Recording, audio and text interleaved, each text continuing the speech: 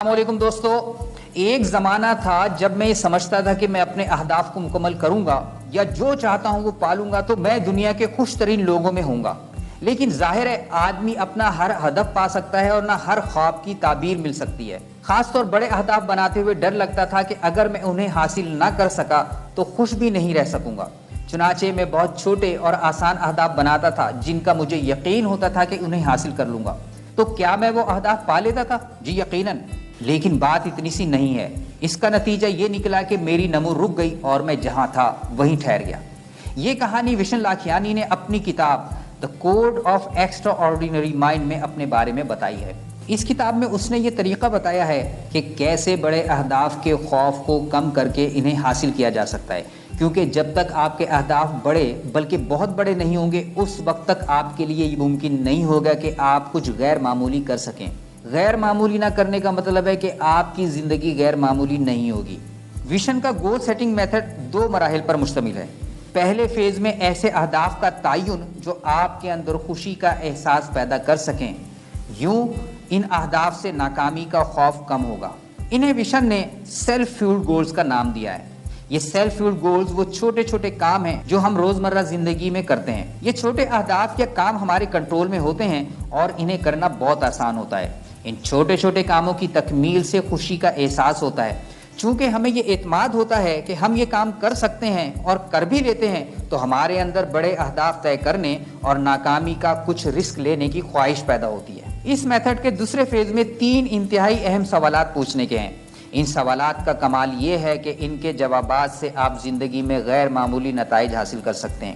ان 3 سوالوں کی تفصیل تو ہم آپ کو بعد میں بتائیں گے، پہلے ہم پہلے فیز کی تفصیل کی طرف آتے ہیں۔ نیواڈا ڈیزرٹ میں ہونے والے برننگ مین فیسٹیول کے دوران وشن لاکھیانی نے محسوس کیا کہ وہ جن 3 اہداف کی تکمیل سے خوش ہو سکتا ہے وہ تینوں اہداف اس کے کنٹرول سے باہر ہیں۔ وہ 3 اہداف کیا تھے؟ اس کی بیوی اس سے محبت کرنے لگے، ہر ہفتے کم از کم ایک کتاب پڑھ لے اور زیادہ سفر کرنے لگے تاکہ زیادہ دنیا گھوم سکے۔ اس نے یہ بھی جانا کہ اگر اس کی بیوی کا دن برا گزرا ہے تو اسے لگے گا کہ اس کی بیوی اس سے محبت نہیں کرتی، اور ایسے ہی اگر دفتر میں اس کا دن برا گزرا ہے تو الجھا ہوا اور پریشان رہے گا، اور یوں اس کے پاس اتنا وقت نہیں ہوگا کہ وہ کتاب پڑھ سکے یا کسی ملک کی سیر کو جا سکے۔ اب وشن نے ہر ہدف کی گہرائی میں جا کر غور کرنا شروع کیا تو اسے اندازہ ہوا کہ اس کا پہلا ہدف یعنی اس کی بیوی اس سے محبت کرنے لگے دراصل محبت کی بنیاد پر ہے۔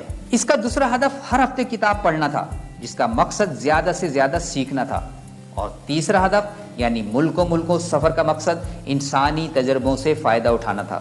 اب وشن کو یہ ادراک ہوا کہ اصل اہداف تو یہ ہیں اور یہ اس کے کنٹرول میں ہیں، کوئی بھی ان پر میرا کنٹرول ختم نہیں کر سکتا۔ بالفاظ دیگر کوئی ناکامی یا رکاوٹ مجھے اس سے روک نہیں سکتی۔ میرا گھر بار چھوٹ جائے، میں زمین پر آ رہا ہوں، مگر تب بھی لوگ مجھ سے محبت کریں گے کیونکہ یہ محبت تو خود میرے اندر سے آ رہی ہوگی۔ چنانچہ اس نے ان تمام لوگوں کا تصور کرنا شروع کر دیا جن سے وہ محبت کرتا ہے۔ اس عمل نے اسے محبت کا نیا احساس دیا۔ ایسے ہی اس نے اخبار پھینک دیا اور اس کی جگہ کتاب ہاتھ میں لے لی۔ جہاں تک انسانی تجربے کا معاملہ ہے، وہ روزانہ اپنے دفتر جاتا تو لوگوں سے ملتا اور ان ملاقاتوں کے ذریعے اسے جو تجربہ ہوتا اس سے فائدہ اٹھاتا۔ یوں وشن کہتا ہے کہ میری زندگی ہی بدل گئی۔ روزانہ کی زندگی کا ہر لمحہ خوشی سے پر تھا۔ یہ تینوں اہداف محبت، نمو اور انسانی تعلق انسان کی بنیادی ضرورت ہیں۔ پہلے ہدف کی تکمیل کا آغاز اس نے یوں کیا کہ آنکھیں بند کر کے اپنے سب سے زیادہ چاہنے والے رشتہ داروں دوستوں کا تصور کرنا شروع کیا۔ تصور میں انہیں گلے لگایا، تعریف کی، اور جس دوست یا رشتہ دار سے لڑائی ہے اس کے بارے میں زیادہ دیر تک یہ کام کیا۔ دوسرا ہدف یعنی ہر ہفتے ایک کتاب کا مطالعہ یوں پورا کیا کہ اپنے موبائل فون سے کنڈل اکاؤنٹ بنایا، اس پر پرسنل ڈیولپمنٹ کی کتاب منتخب کی اور اس کا خلاصہ روزانہ صرف 60 سیکنڈ کے لیے پڑھنا شروع کر دیا۔ تیسرا ہدف پانے کے لیے دفتر میں لوگوں کی گفتگو کو توجہ سے سننا اور ان کے مسائل کو سمجھنا شروع کر دیا۔ یوں اسے اندازہ ہوا کہ اب تک میں اپنے مسائل کو سب سے بڑا سمجھ رہا تھا، لیکن میرے مسائل تو کچھ بھی نہیں۔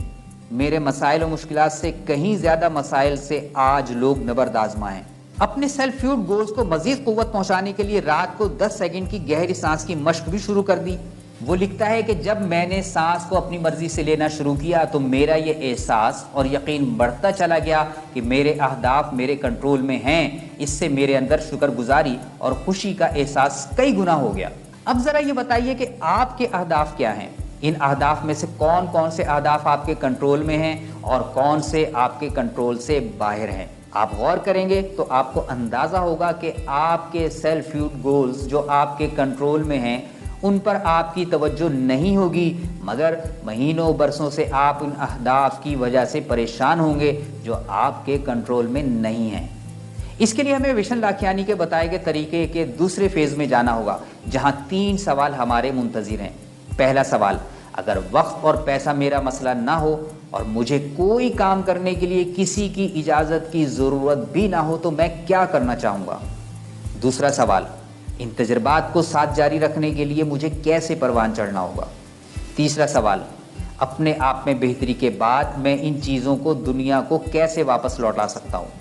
ہدف کوئی ہو، کتنا ہی مشکل ہو، اس کے لیے 3 سوال کیجئے، پھر دیکھیے آپ کی سوچ کیسے غیر معمولی ہوتی ہے، جیسا کہ وشن لاکھیانی نے اپنی کتاب The Code of Extraordinary Mind میں کہا ہے۔ یہ ویڈیو دیکھنے کا بہت بہت شکریہ۔